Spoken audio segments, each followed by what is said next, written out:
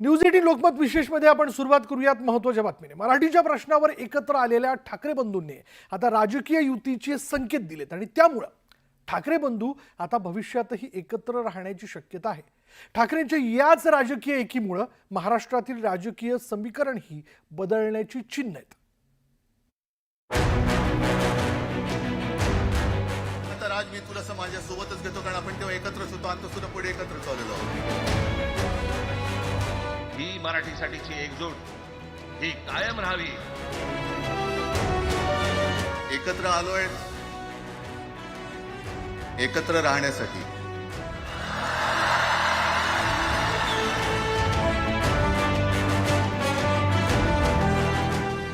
तब्बल 20 वर्षांच्या प्रदीर्घ प्रतीक्षेनंतर अखेर ठाकरे बंधू एकाच मंचावर आले।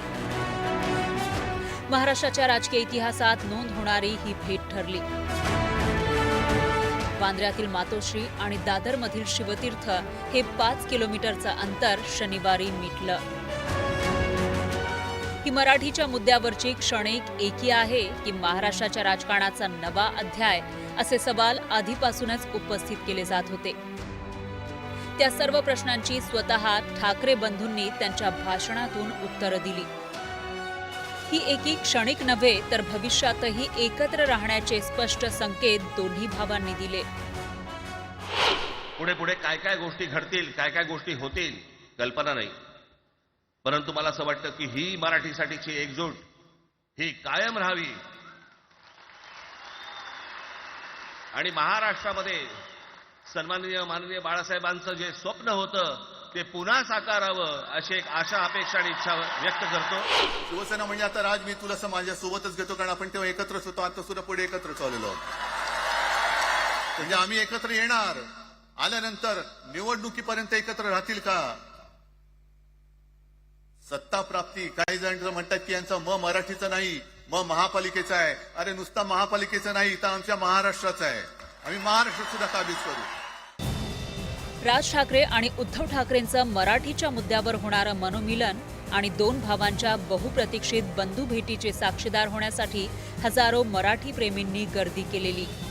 या सर्वच कार्यकर्ते आणि मराठी प्रेमींच्या अपेक्षा पूर्ण करत दोन्ही ठाकरे बंधूंनी किंतु परंतुला जागा न ठेवता एकमेकांना सन्मान, बहुमान दिल्याचं दिसलं। सन्माननीय उद्धव ठाकरे,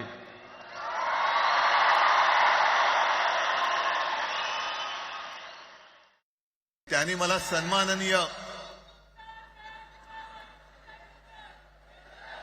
उद्धव ठाकरे असं बोललेलं आहे।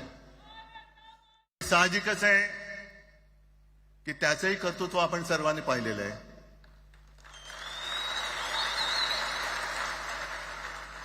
म्हणून माझ्या भाषणाची सुरुवात करताना सन्माननीय राज ठाकरे,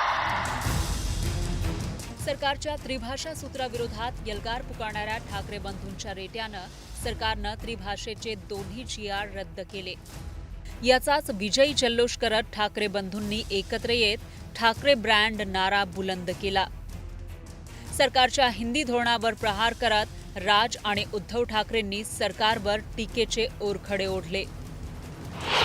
यांनी फक्त चाचपडून पाहिलं, चाचपडून।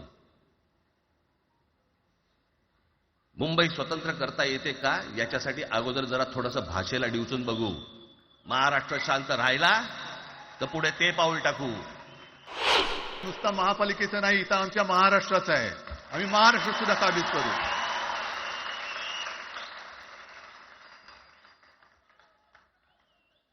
आज तर निवडणुका नाहीये। आमची सत्ता, सत्तेवरती जे शिवसेना प्रमुखांनी सांगितलं, अरे सत्ता काय, सत्ता येते आणि सत्ता जाते। तब्बल 20 वर्षांच्या प्रतीक्षेनंतर मराठीच्या प्रश्नावर दोन्ही ठाकरे बंधू एकत्र आले। एकत्र येताना दोघा भावांनी फडणवीसांना चिमटे काढल्याचं पाहायला मिळालं। आज जवळपास 20 वर्षानंतर मी आणि उद्धव आम्ही एका व्यासपीठावरती आज येतो आहोत।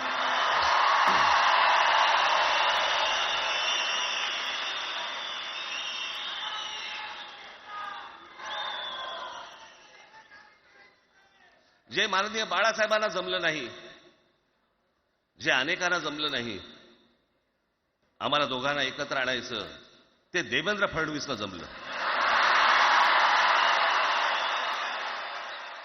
आमच्या दोघांमध्ये जो काही अंतरपाठ होता तो आनाजी पंतांनी दूर केला.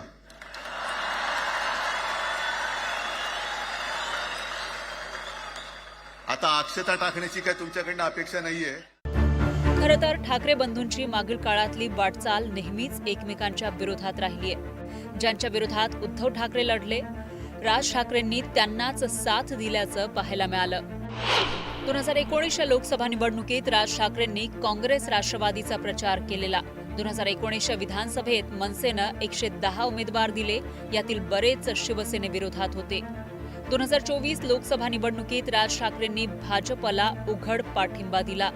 2024च्या विधानसभा निवडणुकीत उद्धव ठाकरेंच्या उमेदवारांविरोधातच मनसेनं उमेदवार दिले. पण जेव्हा जेव्हा दोन भावांमध्ये संघर्ष झाला तेव्हा उद्धव ठाकरेंची सरशी झाली. पण त्याहून जास्त फायदा महायुतीला झाल्याचं दिसलं.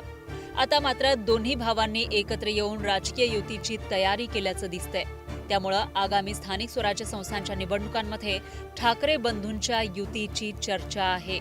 मराठीच्या मुद्द्यावर जे जनमत जागृत केलंय त्याचा पुरेपूर फायदा ते आपले बंधू उद्धव ठाकरे यांच्यासोबत घेऊ इच्छित आहेत.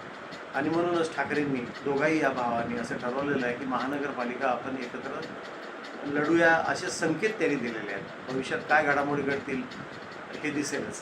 परंतु या निमित्ताने मुंबई या शहरावर वर्चस्व कुणाचं हे मात्र आव्हान निर्माण करण्यात ते दोघे भाऊ यशस्वी ठरलेले आहेत. अशा टप्प्यावर ते दोघं आहेत की त्यांना मागं फिरणं कठीण होणार आहे. दुसरीकडे सत्ताधारी भाजप आणि शिवसेनेनं मात्र ठाकरेंच्या या संभाव्य युतीवर आतापासूनच हल्ले करायला सुरुवात केल्याचं दिसतंय. त्यांचा मराठीकरता मोह नाही आहे, महानगरपालिकेचा मोह आहे. आता महाराष्ट्र वगैरे विसरून गेलं पाहिजे उद्धवजींनी. या राज्यामध्ये पुढचे 15 वर्ष, महाराष्ट्रामध्ये पुढचे 15 वर्ष महायुतीचं सरकार राहणार. आमचे देवेंद्रजी, आमचे एकनाथ शिंदेजी, अजित पवारजी, आमची महायुती 13 पक्षाची हीच सत्तेमध्ये राहणार. ज्या मराठीला अभिजात भाषेचा दर्जा आम्ही दिला आणि मोदी साहेबांनी त्याला तात्काळ होकार दिला, मान्यता दिली, त्या मोदी साहेबांना देखील त्यांनी काल आज सोडलं नाही, हे दुर्दैव आहे. त्यामुळे त्यांची जी काही वृत्ती आहे, जो काही द्वेष आहे, जी काही पोटदुखी आहे आणि सत्तेसाठी जी काही लाचारी आणि लालसा आहे ती दिसून आली.